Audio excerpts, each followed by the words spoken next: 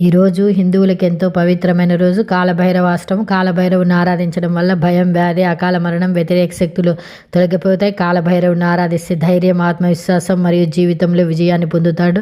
కాలభైరవుని ఆరాధిస్తే రాహు, కేతువు, శని గ్రహాల లోపాలను శాంతింపజేస్తుంది. ఈ రోజున భక్తులు ఆవ నూనెతో దీపం వెలిగించి నల్ల ధాన్యాలు మరియు నల్ల నువ్వులను సమర్పిస్తారు. కాలభైరవుని రోజు మనము ఈరోజు ఏం చేయాలో విధి విధానాలు తెలుసుకుందాం. ఆలయం లేదా ఇంటి పూజ గదిలో కాలభైరవుడి విగ్రహం లేదా చిత్రాన్ని ఏర్పాటు చేయాలి. ఆవ నూనెతో దీపారాధన చేయాలి.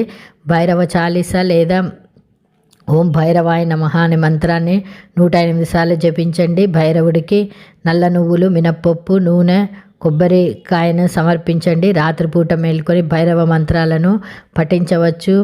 ఓం భైరవాయ నమః అనే మంత్రాన్ని పఠించడం వల్ల జీవితంలో భయం, ప్రతికూలత, అడ్డంకులను తొలగిస్తుంది.